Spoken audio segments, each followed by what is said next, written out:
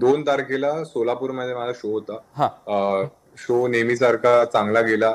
Show नंतर सगळे जे फॅन्स होते ते फोटो काढण्यासाठी लाईन मध्ये थांबले वगैरे. आम्ही फोटोज वगैरे काढले. हा पण जसं ते फोटो काढल्यानंतर तिकडे 10-12 गुंड होते, ते लाईन मध्ये घुसले.